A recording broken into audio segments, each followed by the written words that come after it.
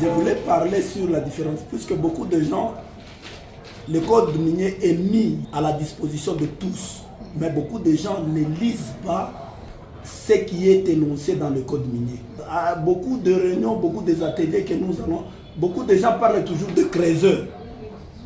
Mais or, le code minier a prévu l'exploitant minier artisanal. Avec les intelligents qui nous ont précédés et qui sont même en fonction, y compris le président Fachi qui nous appuie, maman gouverneur Masuka qui nous appuie aussi. Nous sommes une coopérative dirigée aujourd'hui avec le président Dimalo, il y a le président Kadogo, il y a aussi Adrien, moi je suis le DG, je suis leur confiance. Et tout le monde qui est en train de bénéficier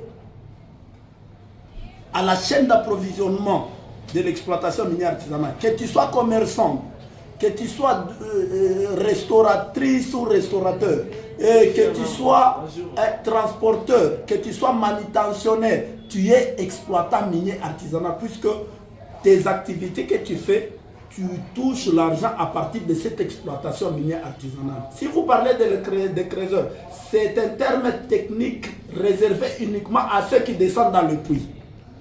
Or, tous ceux qui descendent dans le puits, ce ne sont pas ces mêmes personnes là-bas qui sont en train de creuser. Il y a ceux qui y font la manutention, nous les appelons les manutentionnaires. Il y a ceux-là qui sont des mercenaires, qui viennent donner leur service au puits et qui exploitent.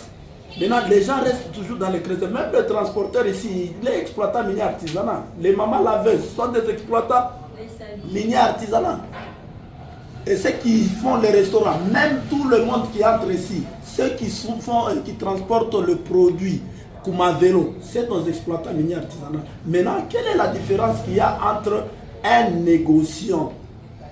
Et vous allez vous rendre compte du temps de Mama Chimenjinga, on avait mis au niveau du quartier, sur l'avenue Salongo, on avait mis les centres de négoce. Les négociants, c'est celui qui met son argent pour l'achat de minéraux et de les transporter afin de les vendre au niveau des entités de traitement.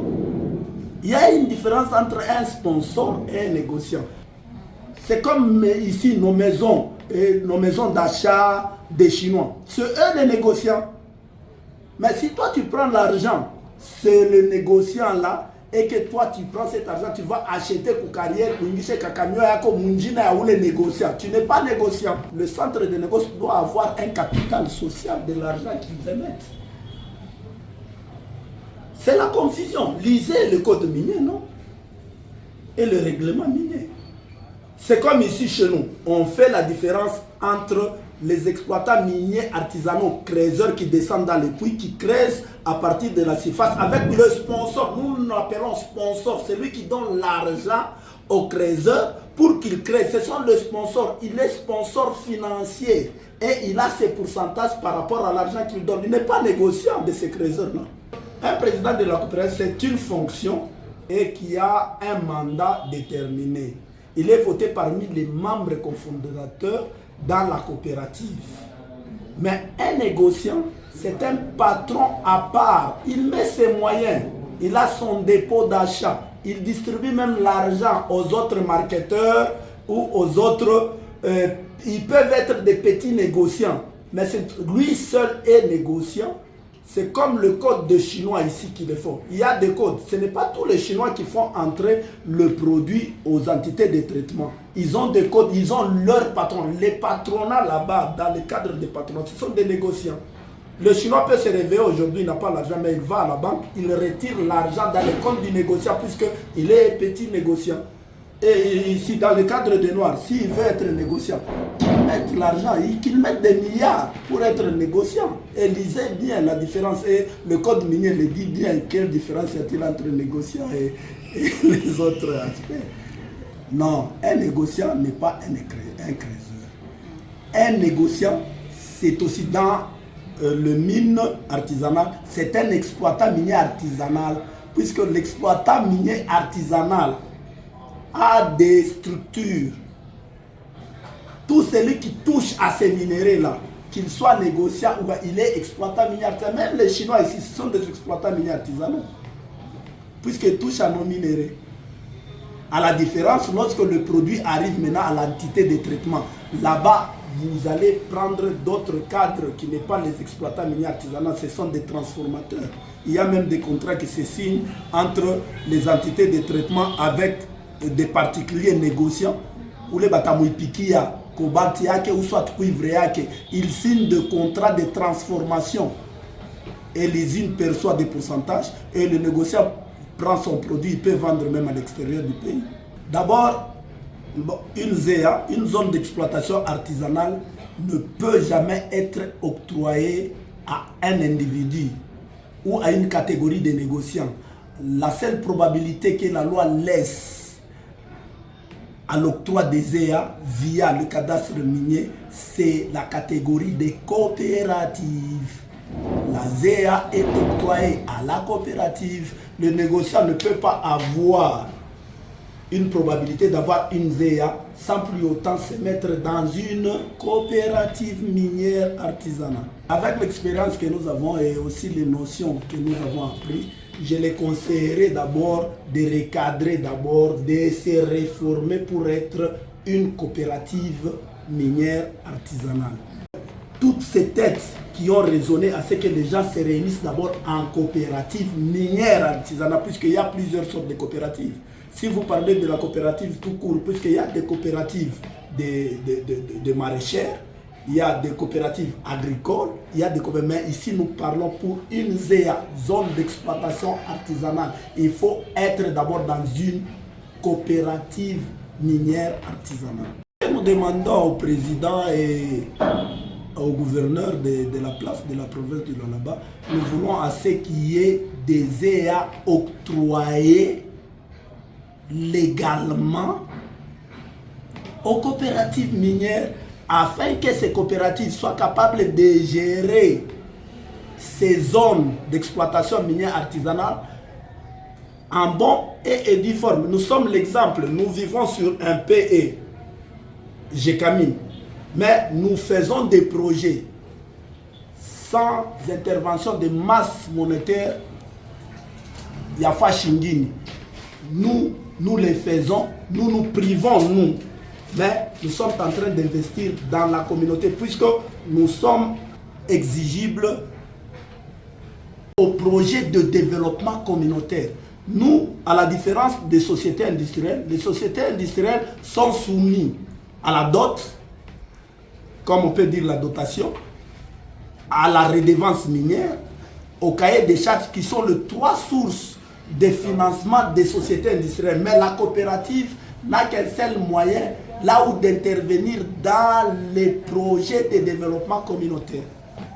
Alors nous demandons, puisque nous vivons ici, on ne vit pas comme dans une ZEA.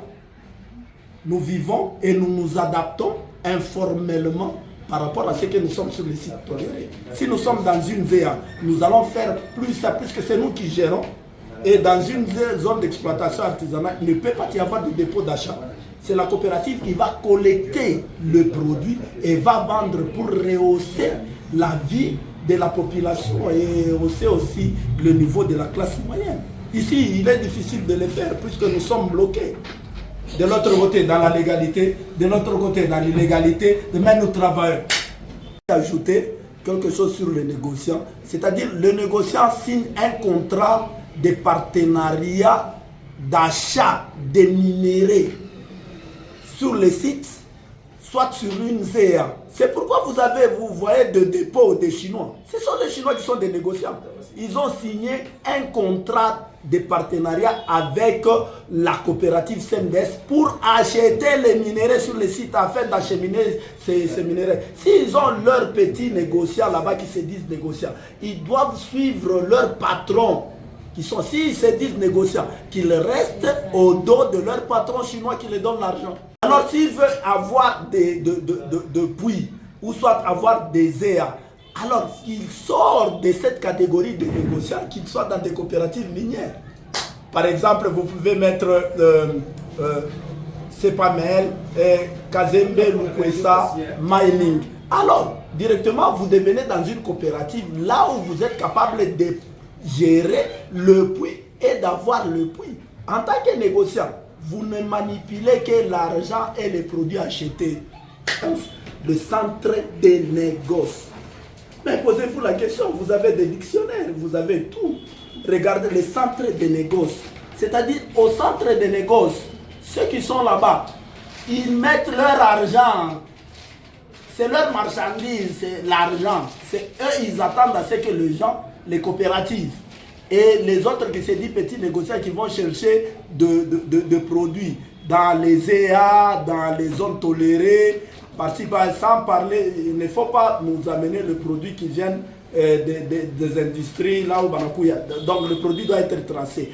Eux, ils ont leur argent, ils vous attendent, vous venez négocier sur les prix de votre produit. C'est pourquoi on prend la balance, on prend le Métorex, on prend ce qu'on peut mesurer la teneur selon LME, London Metal Exchange, puisque même la grille est arrêtée suivant le change de métal selon Londres, puisque c'est lui qui fixe ça.